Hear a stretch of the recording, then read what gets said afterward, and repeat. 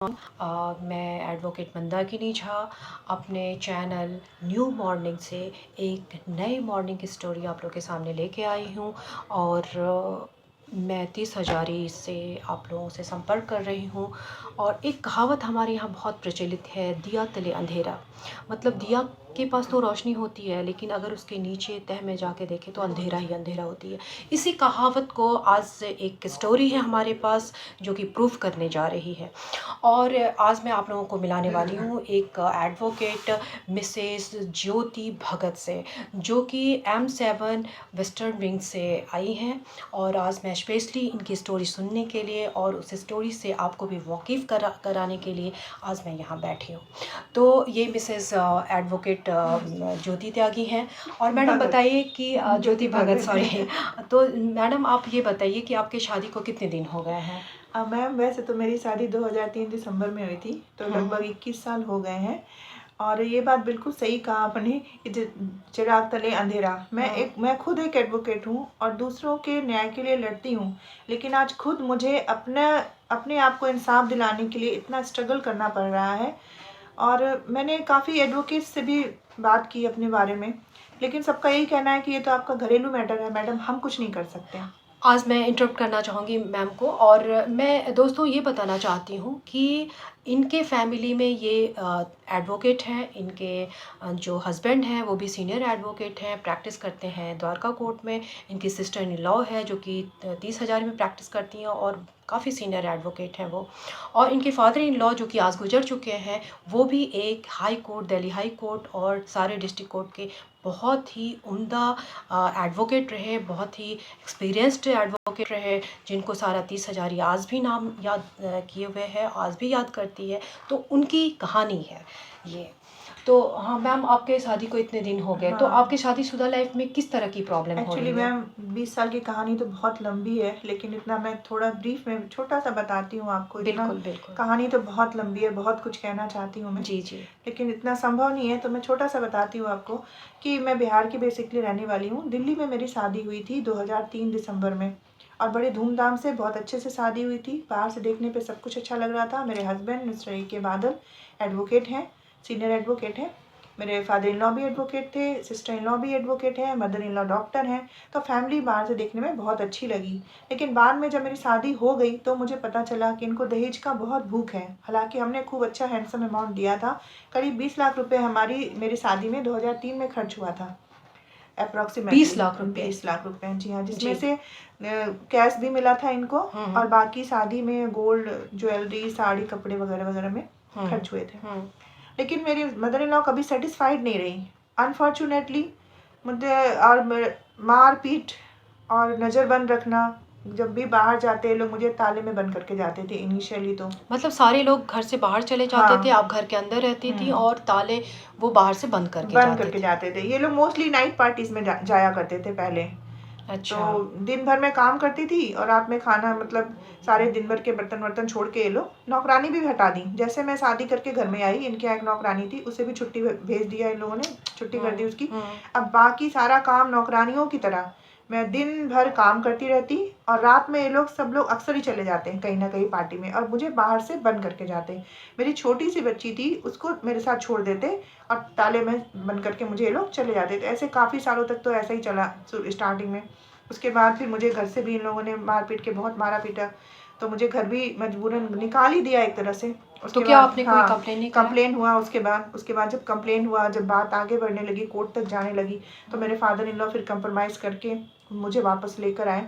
तो उसके बाद फिर ये था कि धीरे धीरे फिर फादर इन लॉ को एहसास हुआ कि नहीं, ये लड़की वैसी नहीं है जैसे कि इसको मेरी मदर इन लॉ या सिस्टर इन लॉ बता रही है। पढ़ने में मतलब कि इनके फादर इन लॉ ने ये रियलाइज़ किया हाँ। कि मुझे ब्रीफली इनके बारे में जो बताया जा रहा है, जो आउटपुट दे रही हैं, हाँ, जो अपनी बहू जो होती हैं, जो उसे हिंदी में जो कहते हैं, तो जो डॉटर इन लॉ के बारे में जो कहा जा रहा है वो सत्य नहीं है, वो रियलाइज़ उन्होंने कर लिया, आपके फादर इन लॉ ने। हाँ। तो फिर उन्होंने मुझे पढ़ने में मदद की, क्योंकि मेरा हस्बैंड है वो शुरू से ही एक इरिस्पॉन्सिबल टाइप का आदमी रहा, और उसको ऐसा बनाने में बहुत ज़्यादा योगदान मेरी मदर इन लॉ और सिस्टर इन लॉ का था।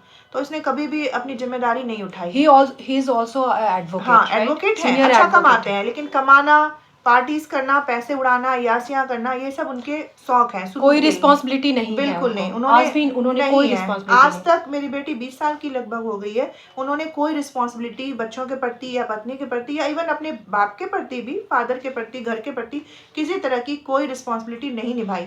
जो भी कुछ किया धरा है आज भी हमारे पास, वो सब मेरे फादर इन लॉ का कमाया हुआ है, उन्हीं का किया हुआ है। इसका अपना पर्सनल कोई भी कंट्रीब्यूशन नहीं है। इनका बस यही है, कमाना, खाना पीना, मौज करना, उड़ाना, घूमना। तो बस आज के डेट में ये आपको किसी भी तरह का कोई भी अमाउंट नहीं देते हैं बच्चों के लिए, बच्चों की पढ़ाई के लिए, आपके खाना खर्चा जो भी फैमिली में हो रहा है उसके लिए कोई भी खर्चा नहीं देते? नहीं नहीं, अब सबसे बड़ी प्रॉब्लम ये मेरे सामने आ रही है कि मेरे father in law unfortunately last year वो उनकी डेथ हो गई। उनको कैंसर था, पहले कोविड हुआ, फिर कैंसर हुआ।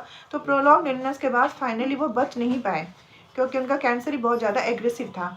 तो अब उनके मौत की जिम्मेदार मेरा पति मुझे बता रहा है, मेरे और मेरे बच्चों को, कि मैंने और मेरे बच्चों ने मिलके उसके फादर को मार दिया, जबकि सच्चाई इसके बिल्कुल अपोजिट है। इन लोगों ने ऐसा वो क्यों कहते हैं?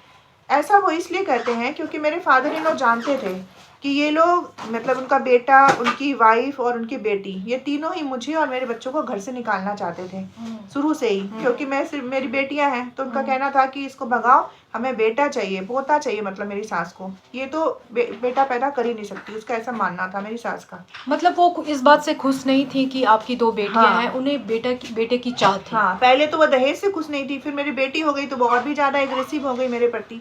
तो वो कोई ना कोई एलिगेशन लगा के मुझे परेशान करती रही, फिर वो कोई रिस्पॉन्सिबिलिटी मेरा हस्बैंड नहीं निभाया। तो ये सब सोच के मेरे फादर इन लॉ भी वरीड थे कि उनके बाद हमारा, मेरे बच्चों का कैसे गुजारा होगा आगे। देखिए कैसे? दोस्तों, मैं इस चैनल के माध्यम से आपको ये बताना चाह रही हूँ कि आज 2025 है और आज हमारा इंडिया पूरे वर्ल्ड के पटल पे जो है छाया हुआ है। और आज इस टाइम में आज भी ऐसे लोग हैं जो ये सोचते हैं कि बेटियां ही हैं, बेटे क्यों नहीं हैं, और बहुओं के साथ ऐसा व्यवहार करते हैं।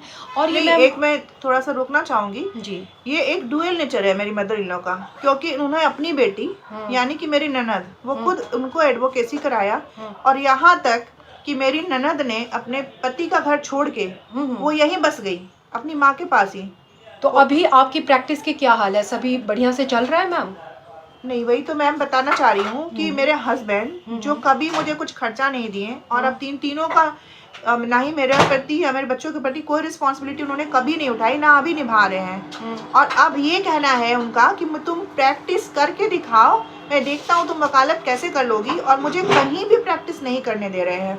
तो आपकी सीट तो M7 है, तो क्या दिक्कत है? वहाँ क्या दिक्कतें आ रही M7 हैं? सीट मेरे ससुर ने बहुत कुछ सोच समझ के अपने जीते जी ही वहाँ मेरी सिटिंग करवाई, मेरे बोर्ड लगवाया, अलमारी में मेरा नाम लिखवाया, बाकायदा उसके विटनेस हैं, अड़ोसी पड़ोसी सब आए थे।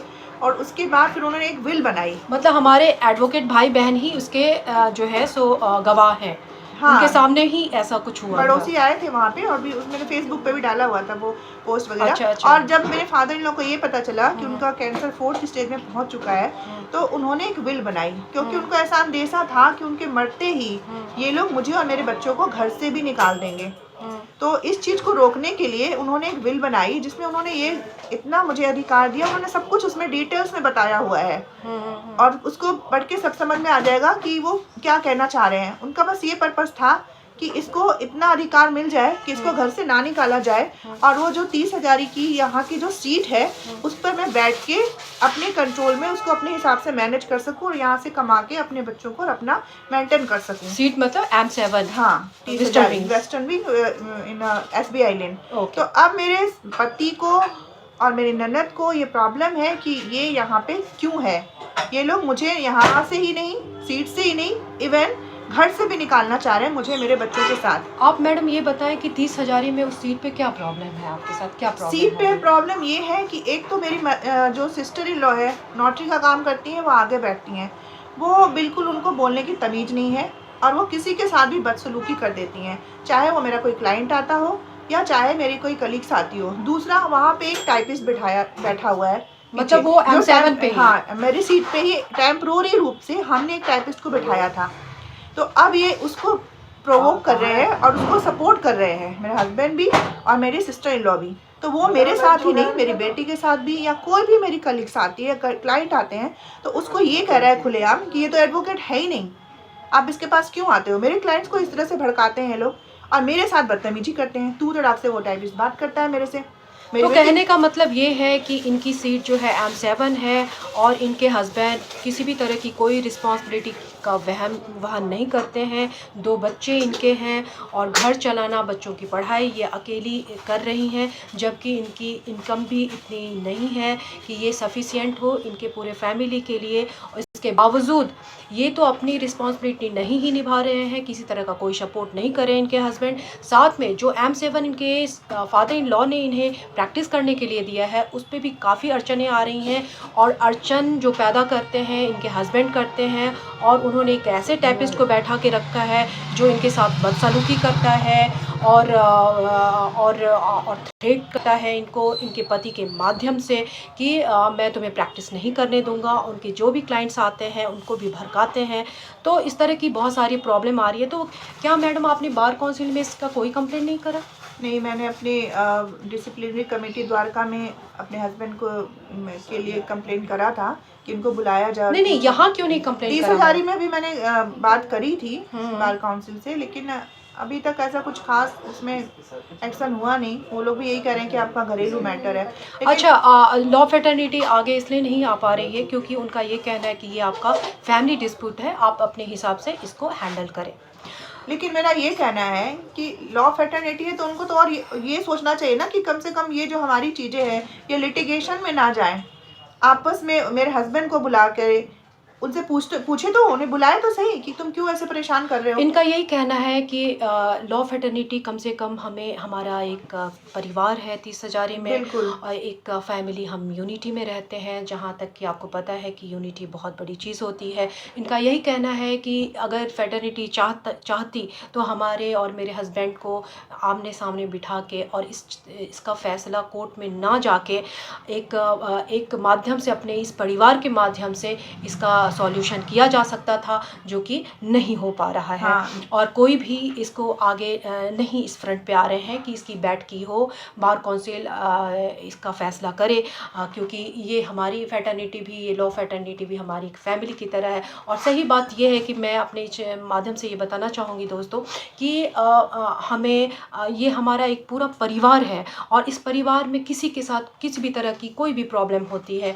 तो इसमें ज़रूर बार को आना चाहिए और इसका एक फैसला करना चाहिए, क्योंकि ये आपस में ही लड़ाई हो रही है। और ये भी एडवोकेट हैं, इनके जो हस्बैंड हैं वो भी एडवोकेट हैं, और इनकी जो सिस्टर इन लॉ है वो भी एडवोकेट है। तो कहीं ना कहीं ये एडवोकेट फैमिली से बिलोंग करता है, हमारी इस पैटर्निटी से बिलोंग करता है। ये मैडम नहीं चाहती हैं कि ये घरेलू मामला, ये जो हमारे जो सारे एडवोकेट हैं, हम लोग सारे एडवोकेट हैं, और ये कोर्ट में जाए। क्यों ना इसका फैसला जो है सो हमारी बार जो मिल के करे। तो कहीं ना कहीं मैम की बातों को मैं पहुंचाना चाहती हूँ आप लोगों से। जी जी। मैं ये भी कहना चाहती हूँ कि मेरा हस्बैंड चाहता है कि मैं कोर्ट में जाऊँ। उसको पता है कि कोर्ट की प्रोसीडिंग्स कितनी लंबी होती है, खर्चीले भी होते हैं।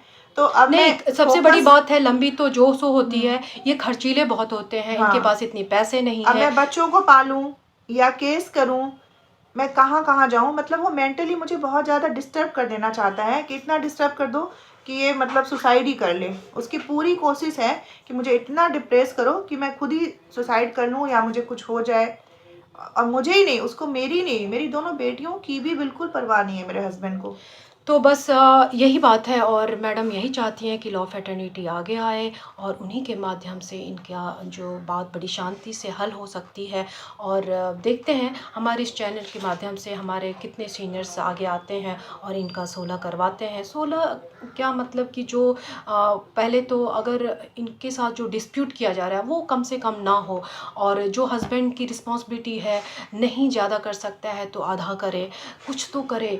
तो ये मैं बस अपने लिए इंसाफ चाहती हूँ। मेरे हस्बैंड, मेरी मदर इन लॉ, मेरी सिस्टर इन लॉ, इन लोगों ने बहुत बुरा किया मेरे साथ। और सबसे दुख की बात ये है कि मैं अपने फादर इन लॉ की, जिनकी मैंने अपने पिता से ज़्यादा सेवा की, हर तरह से मैंने, मेरे बच्चों ने, उनकी मौत के लिए जिम्मेदार मुझे ठहरा रहे हैं और खुलेआम कह रहे हैं कि मैंने उन साजिश करके उनका मर्डर किया है। तो मैं चाहती हूँ कि मुझे इंसाफ मिले।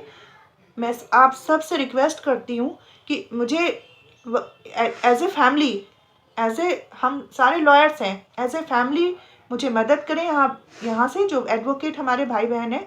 और उसके बाद मैं इस चीज़ का फ़ैसला, अगर इन लोगों ने अपनी गलती को एक्सेप्ट नहीं किया तो फिर फाइनली चाहे जो भी करना हो मैं कोर्ट में भी जाऊंगी।